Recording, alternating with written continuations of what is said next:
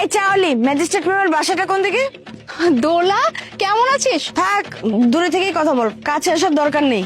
দোলা, তুই আমাকে চিনতে পারিস নাই?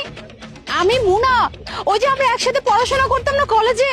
আরে চিনছি, তোকে না চেনার কি আছে? তুই তো কলেজের টপার স্টুডেন্ট ছিলি, আর তোর তো কত বড় স্বপ্ন ছিল যে তুই ম্যাজিস্ট্রেট হবি। আর এখন আমি একই দেখতেছি, তুই সামান্য চা বিক্রি করতেছিস, তা আবার এই ফুটপাতে রাস্তার দোকানে। মানে স্বপ্ন তো সবাই দেখতে পারে, তোদের মতো ছোট লোকরা স্বপ্ন পূরণ করার যোগ্যতা রাখে না। দোলা, তুমি কি ওদেরকে চিনো নাকি? মানে ওরা কারা, আর ওই ছেলেটা কে? আরে ও হচ্ছে রাকিব। আমি তোমাকে বলেছিলাম না যে কলেজে একটা ছেলে আমার পিছনে ঘোরাঘুরি করে, আমাকে বিয়ে করতে চাইতো। ভাগ্যিস মুনা ওকে পছন্দ করতো, মুনা ওকে বিয়ে করেছে। আর যদি আমি ওকে বিয়ে করতাম তাহলে তো আজকে রাস্তায় দাঁড়িয়ে আমাকে মুনার মতো চা বিক্রি করতে হইতো। দোলা, তুই এভাবে কেন বলছিস? হ্যাঁ, আমি আমার জীবনে যেভাবেই আছি না কেন, আমি অনেক ভালো আছি, আমি অনেক সুখে আছি। এই থাম, তুই যে কি সুখে আছিস এটা তোকে দেখেই বোঝা যাচ্ছে। আর এখন বড় বড় কথা বলতেছিস। শোন, সুখ না টাকাতেই আছে, এই বড় বড় কথার মধ্যে না কোনো সুখ নাই। আর আমাকে শেখাস না যে কোনটা সুখ আর কোনটা দুঃখ, ঠিক আছে? এই দোলা, বাদ দাও তো, এদের কথা কি শুনবা? হ্যাঁ, এরা তো জীবনে কিছু করতেই পারবে না, খালি পারবে বড় বড় কথা বলতে, অন্য মানুষকে জ্ঞান দিতে। যারা মুখে ফটর ফটর করে তারা কখনো কিছু করতে পারে না। এরা হচ্ছে সেই কোয়ালিটির মানুষ। দোলা, তোকে একটা কথা বলি, তোর কাছে হয়তো ওই যে টাকা পয়সা এসবই সুখ শান্তি, কিন্তু সবার জীবন না এরকম না। আমার কাছে টাকা পয়সা সবকিছু না, আমি আমার জীবনে অনেক ভালো আছি, আর আমার হাজবেন্ড আমাকে অনেক ভালো রাখছে। দ্যাটস ইট, আমার আর কিছু লাগবে না।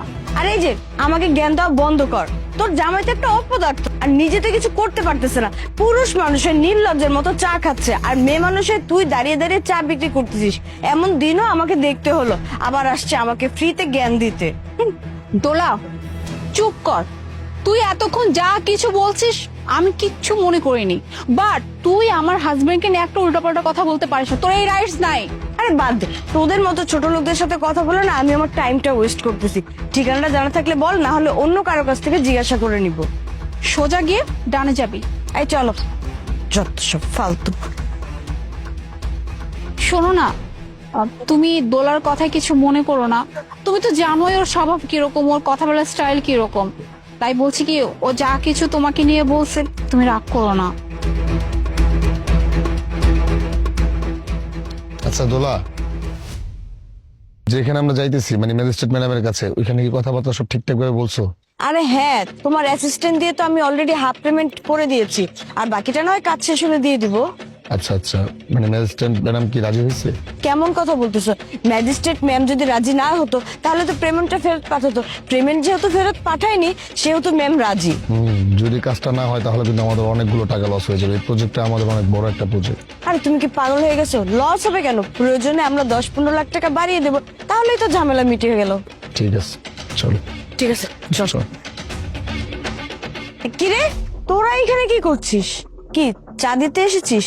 তা চায়ের কেটলি টেটলি কোথায়? বাহ, আমার এই বাড়ির সামনে দাঁড়িয়ে আমাকে জিজ্ঞেস করা হচ্ছে যে আমি এই বাড়িতে কি করতেছি। তোর বাড়ি মানে? এটা তো ম্যাজিস্ট্রেট ম্যামের বাসা।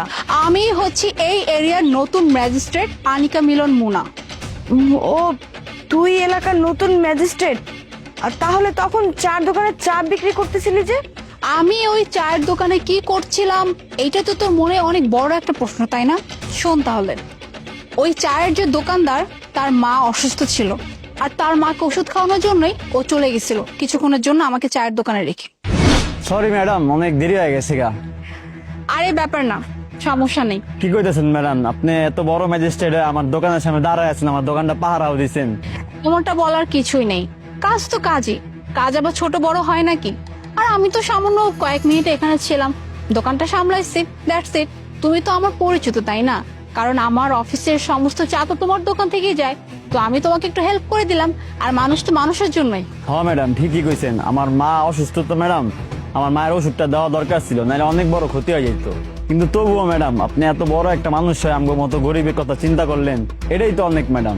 আচ্ছা ঠিক আছে, তাহলে তুমি তোমার দোকানটা সামলাও, আমার কাজ আছে, আমি যাই। দোলা, সবাই না তোর মতো না, ঠিক আছে?